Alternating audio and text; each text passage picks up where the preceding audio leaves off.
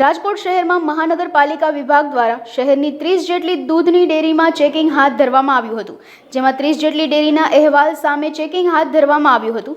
અત્યાર સુધીમાં 20 જેટલી ડેરીમાંથી 40 જેટલા સેમ્પલ લેવામાં આવ્યા છે।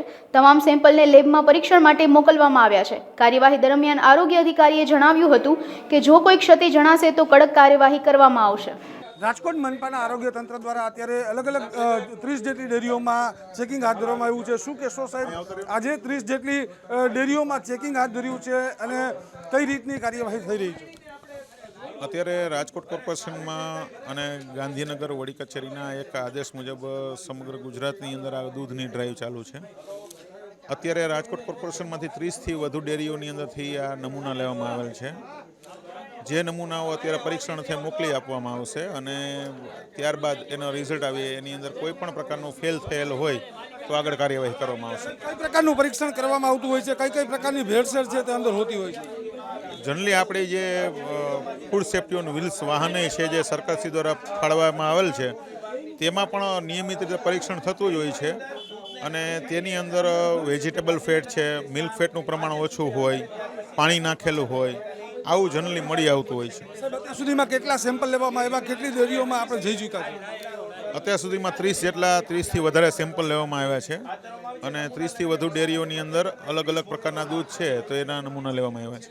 જી ચોક્કસથી હાથમાંની અંદર નમૂના પણ જોઈ શકાય છે કે જે સેમ્પલ લેવામાં આવ્યા છે તેના નમૂના છે અને એ સેમ્પલ જે છે લેબોરેટરી ખાતે મોકલી આપવામાં આવશે અને તે બાદ તેનું પરીક્ષણ પણ કરવામાં આવશે।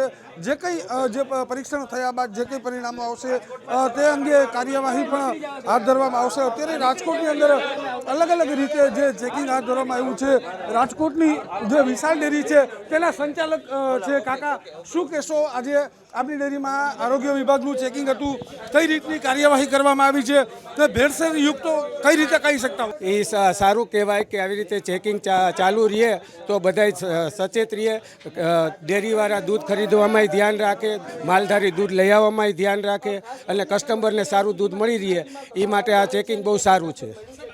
તમે જે ડેરીના સંચાલક છો, અવારનવાર આવી ઘટનાઓ સામે આવતી હોય છે, કઈ રીતના લોકો ભેળસેળ કરતા હોય છે?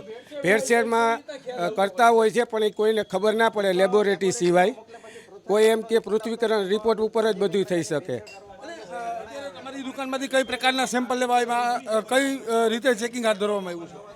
અત્યારે આરોગ્યવાળા ચેકિંગ લેવા આવ્યા, દૂધનું સેમ્પલ લઈ જાય, એ દૂધનું ચેકિંગ કરે બરાબર। પણ મારે ત્યાં આટલા 85ની સાલથી ઘણીવાર લઈ ગયા, ક્યારેય કોઈ દિવસ એવું આવ્યું નથી અને મેં કેટલી વાર લેબોરેટરીમાં મારી રીતે દેતો હોય છું, મને ક્યારેય એવું ભેળસેળવાળું દૂધ મળ્યું નથી। આરોગ્ય વિભાગ છે તે શંકાના આધારે ચેકિંગ તો કરી રહ્યું છે। અલગ અલગ પ્રકારના જે દૂધ છે તેના સેમ્પલ લેવામાં આવ્યા છે। 30 જેટલી અલગ અલગ દૂધની ડેરીઓ છે તેની અંદર ચેકિંગ હાથ ધરવામાં આવ્યું છે। આ ઉપરાંત કહી શકાય કે જે ચેકિંગ લેવામાં આવ્યું છે તેને લઈને જે સેમ્પલ લેવામાં આવ્યા છે પરીક્ષણ બાદ જ સાચી હકીકત છે તે બહાર આવે તેવી શક્યતા છે। કેમેરામેન જુનેદ સાથે ચેતન ઠકરાર, અબતક ચેનલ, રાજકોટ।